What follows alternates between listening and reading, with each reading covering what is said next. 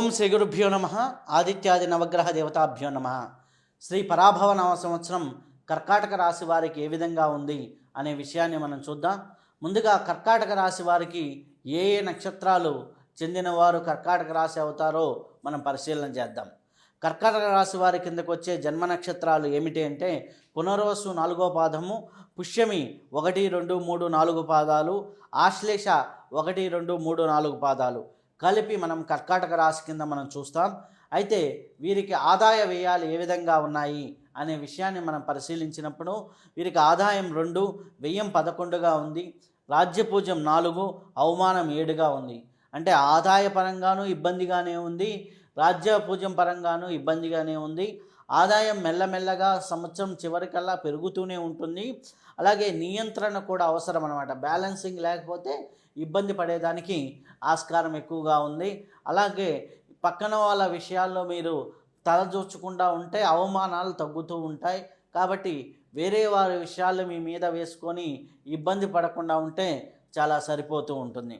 అలాగే ఈ కర్కాటక రాశి వారికి గ్రహ సంచారం ఏ విధంగా ఉంది అంటే మిథున రాశి యందు అంటే వ్యయస్థానంలో వీరికి గురు సంచారం అనేది జూన్ వరకు ఉంటుంది. జూన్ 2వ తేదీ మారుతుంది కాబట్టి గురువు రాశి యందే సంచారంలోకి వస్తున్నాడు. అలాగే రాహుకేతువులు చూసుకుంటే డిసెంబర్ 3 వరకు, కేతువు వచ్చేసరికి ద్వితీయ స్థానము, రాహు వచ్చేసరికి అష్టమ స్థానం ఉంటుంది. ఆ తర్వాత వచ్చేసరికి కేతువు డిసెంబర్ తర్వాత రాశిలోకి ప్రవేశిస్తాడు. అలాగే సప్తమ స్థానంలోకి రాహు రావటం జరుగుతుంది. శని వచ్చేసరికి వీరికి 9వ స్థానంలో ఉండటం అనేది జరుగుతుంది. ఈ గ్రహ సంచారం ఆధారంగా చూసుకున్నట్లయితే అలసత్వం అనేది పనికిరాదు. కొద్దిగా అలసత్వంతో ఏదో చూద్దాంలే చేద్దాంలే అంటే కొద్దిగా ఇబ్బందులు ఉంటాయి. ఆర్థికంగా కొద్దిగా మేలైన ఫలితాలు కనిపిస్తున్నప్పటికీ కొన్ని అనుకోని ఇబ్బందులు అనేవి అంటే అనుకోని అలసత్వము, నిర్లక్ష్యం వల్ల కొన్ని ఇబ్బందులు అనేది ఈ గ్రహ సంచారం వల్ల మనకి కనిపిస్తూ ఉంది. ఈ సంవత్సరంలో పేరు ప్రతిష్టల అభివృద్ధి ఉంది, ధనలాభం ఉంది. అలాగే అనుకోని ఖర్చులు పెరుగుతాయి. కష్టం చేస్తే తప్పకుండా ఫలితం లభిస్తుంది. ప్లాన్లు ఉంటే అంటే ప్లానింగ్తో మనము కానీ చేస్తూ ఉంటే మనకి విజయం అనేది లభించడం అనేది జరుగుతుంది. ఈ సంవత్సరంలో 2వ భాగం అంటే జూలై తర్వాత కొద్దిగా మేలైన ఫలితాలు అనేవి కనిపిస్తూ ఉన్నాయి. అలాగే ఆత్మవిశ్వాసం పెరుగుతూ ఉంటుంది. క్రమశిక్షణతో ఉంటే గొప్ప విజయాలు అందుకునేదానికి ఆస్కారం ఎక్కువగా ఉంది. ఇది గ్రహ సంచారం ఆధారంగా మనకు తెలుస్తూ ఉంది. అయితే ఈ యొక్క కర్కాటక రాశిలో ఉన్నటువంటి ఉద్యోగస్తులకు ఏ విధంగా ఉంది అనే విషయాన్ని మనం చూసినప్పుడు మంచి పదవి, గౌరవం పొందేదానికి అవకాశం ఉంది. ఉద్యోగంలో స్థిరత్వము, గుర్తింపు అనేది వస్తూ ఉంటుంది. అలాగే ప్రభుత్వ స్థానిక రంగాల్లో పనిచేస్తున్న వారికి పేరు ప్రతిష్టలు అనేది రావడం అనేది జరుగుతుంది. విదేశాల్లో ఎవరైతే ఉద్యోగం కోసం ప్రయత్నిస్తున్నారో వారికి కూడా మంచి అవకాశాలు కనిపిస్తూ ఉన్నాయి. అలాగే నిరుద్యోగులకు ఉద్యోగ అవకాశాలు కూడా కనిపిస్తున్నాయి. జూన్ తర్వాత నుంచి కొద్దిగా మంచి కాలంగా ఉద్యోగానికి కనిపిస్తూ ఉంది.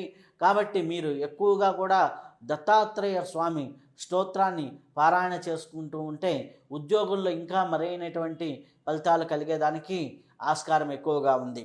అలాగే కర్కాటక రాశిలో ఉన్నటువంటి వ్యాపారస్తులకి ఏ విధంగా ఉంది అనే విషయాన్ని పరిశీలించినప్పుడు వ్యాపారస్తులకి అధిక ఆదాయం కనిపిస్తుంది. జూన్ తర్వాత మంచి లాభదాయకమైన వ్యాపారాలు పెరుగుతాయి. ముఖ్యంగా అనుకూలమైనటువంటి వ్యాపారాలు ఎగుమతులు, దిగుమతుల్లో ఎవరైతే పనిచేస్తున్నారో అంటే ఎక్స్పోర్ట్ ఇంపోర్ట్ బిజినెస్లు చేస్తున్న వారికి మంచి ఆదాయాలు కనిపిస్తున్నాయి. పర్యాటక రంగం కూడా బాగా ఉంది. హోటళ్ళు, క్యాటరింగ్, ఆహార వ్యాపారాలు చేసేవారికి బాగా ఉంది. ఫుడ్ బిజినెసెస్, హోటల్స్ చేసేవారికి మంచి ఫలితాలే కనిపిస్తున్నాయి. ఫార్మసీ, వైద్య రంగంలో ఉన్న వారికి కూడా బాగా మంచి ఫలితాలు ఉన్నాయి. ట్రేడింగు, సర్వీస్ రంగాల్లో కొద్దిగా మంచి ఫలితాలు కనిపిస్తున్నాయి. ఇక్కడ వ్యాపారంలో మీరు ముందుగా తీసుకోవాల్సిన జాగ్రత్తలు ఏంటి అంటే మాట తీరు, కొద్దిగా అహంకార ధోరణితో మాట్లాడినప్పుడు మీ వ్యాపారాలు నష్టపోయేదానికి ఆస్కారం ఎక్కువగా ఉంది. కొద్దిగా కటువుగా మాట్లాడకుండా నెమ్మదిగా ఆలోచించి మాట్లాడుతూ ఉంటే మీ వ్యాపారాలు అభివృద్ధి చెందేదానికి బాగా అవకాశం ఉంది. కర్కాటక రాశి వారికి విదేశీ ప్రయాణాలు, విదేశీ యోగాలు ఏ విధంగా ఉన్నాయి అని చూసినప్పుడు విదేశీ విద్య కోసం ప్రయత్నిస్తున్న వారికి మంచి అవకాశాలు కనిపిస్తున్నాయి. అదే విదేశాల్లో ఉద్యోగాలు కూడా మంచిగా ప్రయత్నం చేస్తే మంచి ఫలితాలు కనిపిస్తాయి. దూర ప్రయాణాలు, దూర ప్రాంతాల్లో స్థిరత్వం అనేది కూడా కనిపిస్తూ ఉంది కాబట్టి విదేశీయ ప్రాంతాల్లో, విదేశాల్లో ఉన్నవారికి మంచి లాభదాయకంగానే ఉంటుంది. వీసాలు లభించడం కానివ్వండి, అలాగే అక్కడ స్థిరమైన వ్యాపారం లభించడం కానివ్వండి, అలాగే ఉద్యోగం లభించడం కానివ్వండి జరుగుతూ ఉంటుంది. కాబట్టి విదేశాల్లో ఉన్నవారికి కొద్దిగా నిశ్చింతగా ఇది ఒక మంచి శుభవార్త కింద మనం తీసుకోవచ్చు. అలాగే కర్కాటక రాశిలో ఉన్నటువంటి కుటుంబ జీవన విధానం ఏ విధంగా ఉంటుంది అన్నప్పుడు కుటుంబ వాతావరణం చాలా మంచిగానే ఉంటుంది. బంధువులతో సంబరాలు జరుపుకుంటారు.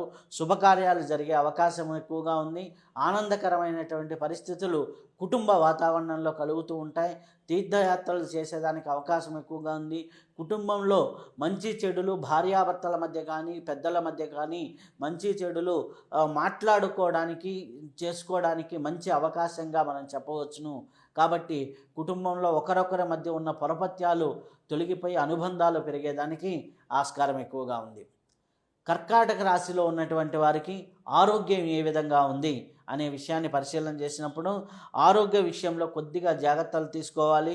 కడుపుకి, కాలేయానికి సంబంధించి, అలాగే గ్యాస్ట్రిక్ సంబంధించి, ఊపిరితిత్తులకు సంబంధించి, నిద్రలేమి, అలాగే మధుమేహం, బీపీ లాంటి ఇటువంటి వ్యాధులు ఉన్నవాళ్ళు కొద్దిగా జాగ్రత్తగా అడుగులు వేస్తూ ఉంటే మంచిది.